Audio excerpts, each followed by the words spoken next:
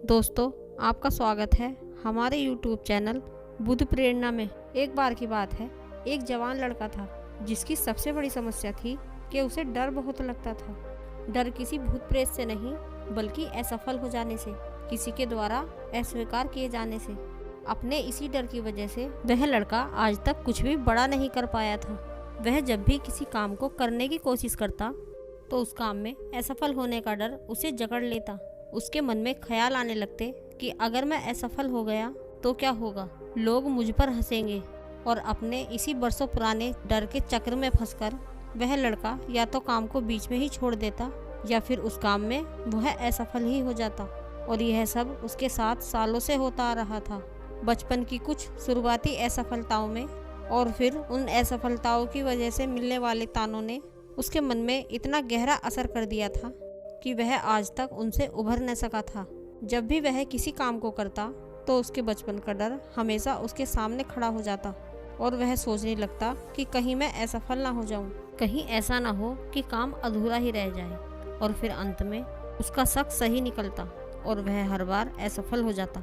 अब तो उसने यह मान ही लिया था कि वह कुछ नहीं कर सकता, वह निकम्मा है, वह डरपोक है।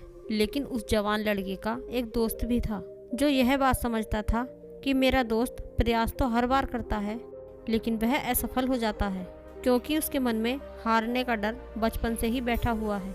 उसने कई बार अपने दोस्त को समझाने की भी कोशिश की कि तेरी असफलता का कारण तेरे अंदर बैठा डर है, लेकिन उसे समझाने का भी कोई फायदा नहीं हो रहा था। हालांकि वो लड़का भी यह बात समझता था कि ये बचपन से बैठा हुआ हार का डर ही उसकी असफलता का कारण है, लेकिन वह चाहकर भी इस डर से निकल नहीं पा रहा था।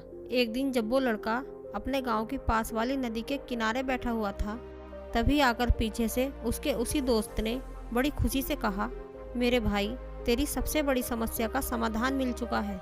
यह सुन उस जवान लड़के ने उदास मन से कहा, हाँ जानता हूँ, तू फिर वही पुरानी बातें बोलेगा कि डरा मत कर, असफल भी हो गया तो क्या होगा, सभी असफल होते हैं। मैं तेरी बातें सुन सुनकर पक चुका हूँ, अब मुझे कोई नया ज्ञान मत देना। यह सुन उसके दोस्त ने कहा, मैं तुझे कोई ज्ञान देने नहीं आया हूँ, तू पहले मेरी पूरी बात तो सुन। उस जवान लड़के ने कहा, बता क्या बात है तेरी। उसके दोस्त ने कहा, आज हमारे गांव में बहुत ही बड़े सिद्ध महात्मा पधारे हैं। लोग कहते हैं कि वह बहुत ही पहुँचे हुए संत हैं। जो भी अपनी समस्या लेकर उनके पास जाता है वह उसकी समस्या का समाधान जरूर करते हैं। गाँव के सभी लोग अपनी अपनी समस्या का समाधान उन साधु से पूछ रहे थे, तो मैंने सोचा क्यों ना हम तेरी भी समस्या का समाधान उन्हीं साधु महाराज से पूछ लें। यह सुन उस जवान लड़के ने कहा, क्या सच में वह इतने पहुँचे हुए महात्मा हैं? उसके दोस्त ने कहा, गांव के बड़े बुजुर्ग तो यही बोल रहे हैं कि वह बड़े ही आत्मज्ञानी व्यक्ति हैं। यह सुन उस जवान लड़के ने कहा, तो फिर चल, हम भी चलकर उन साधु महात्मा से अपने डर को खत्म करने का तरीका पूछते हैं। वे दोनों लड़के उन साधु महाराज के पास जाते हैं। वहाँ काफ़ी भीड़ लगी होती है, तो वे वहाँ रुककर इंतजार करते हैं। जब सभी लोग चले जाते हैं तो वे दोनों अपने हाथ जोड़कर साधु महाराज के सामने बैठ जाते हैं। उन्हें देखकर वह साधु महाराज मुस्कुराते हैं और कहते हैं, कहो बच्चों, तुम्हारी क्या समस्याएं हैं? यह सुन उस लड़के का दोस्त कहता है, महाराज, समस्या मेरी नहीं, मेरे दोस्त की है, और समस्या भी बहुत बड़ी है, बहुत पुरानी है। यह सुन साधु महाराज ने उस लड़के की ओर इशारा करते हुए कहा, बताओ बेटा, अपनी समस्या बताओ। लड़के ने कहा, महाराज, मेरे अंदर बहुत डर है, मैं कहीं असफल ना हो जाऊं, इस डर से कोई काम ही शुरू नहीं कर पाता, और अगर शुरू भी करता हूं तो उसमें भी असफलता ही हाथ लगती है, क्योंकि मेरे मन में हमेशा ही इस बात का डर लगा रहता है कि कहीं असफल ना हो जाऊं, और अगर असफल हो गया तो लोग क्या कहेंगे, और ना जाने इस तरह के कई प्रश्न मेरे मन में उठते रहते हैं। इसलिए कृपया कर आप ही मुझे बताइए कि मैं कैसे अपने इस डर को खत्म करूं, मैं कैसे इससे छुटकारा पाऊं। साधु महाराज ने कहा, तुम किसी भी उस चीज़ से छुटकारा नहीं पा सकते जो असलियत में है ही नहीं। साधु महाराज ने उस लड़के से पूछा, क्या तुम अभी डरे हुए हो कि मैं तुम्हारे बारे में कुछ ऐसी बात ना बोल दूं जो तुम्हारे डर को और बढ़ा देगी? लड़के ने कहा, हाँ, मैं थोड़ा डरा हुआ हूँ कि कहीं आप कोई ऐसी बात ना बोल दें जिससे मेरे अंदर के डर के प्रति मेरा विश्वास और मजबूत हो जाए।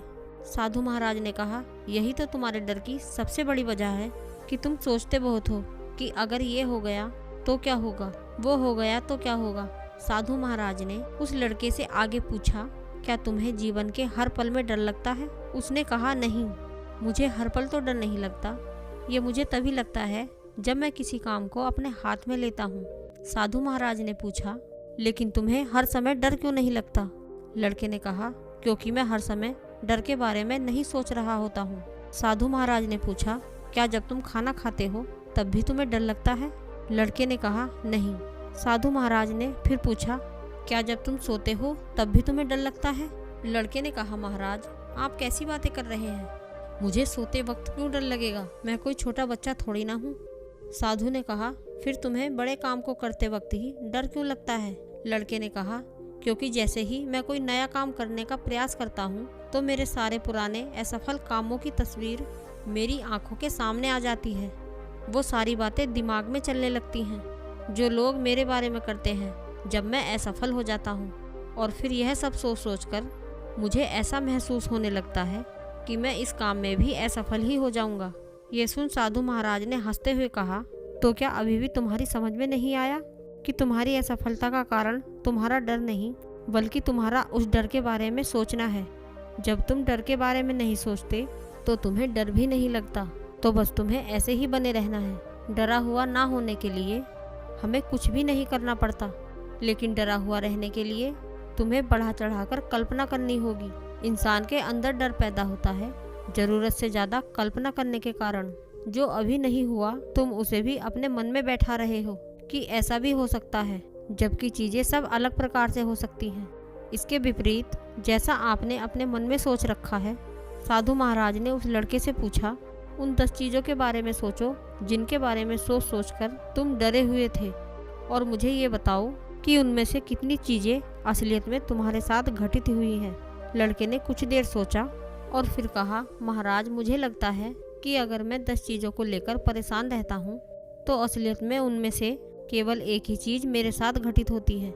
यह सुन साधु महाराज मुस्कुराए और बोले, फिर तो तुम बहुत बड़े बेवकूफ़ हुए कि तुमने फालतू की 9 चीज़ों के बारे में सोच सोच कर खुद को परेशान किया। लड़के ने कहा, हाँ महाराज, ऐसा तो मैंने कभी सोचा ही नहीं।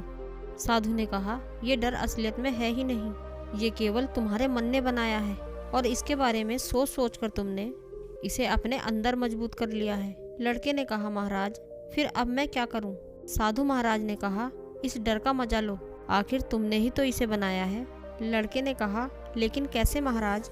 साधु महाराज ने कहा, अब जब भी तुम्हें अगली बार डर लगे तो उस डर को बस अपने मन के अंदर देखना कि उस डर की वजह से कैसे कैसे विचार तुम्हारे मन में पैदा हो रहे हैं। तुम्हें उन विचारों को रोकने का प्रयास नहीं करना और ना ही उन विचारों में खोना है, बस उन्हें मन में उठते और गायब होते देखना है, किसी पानी में उठने वाली लहरों की तरह।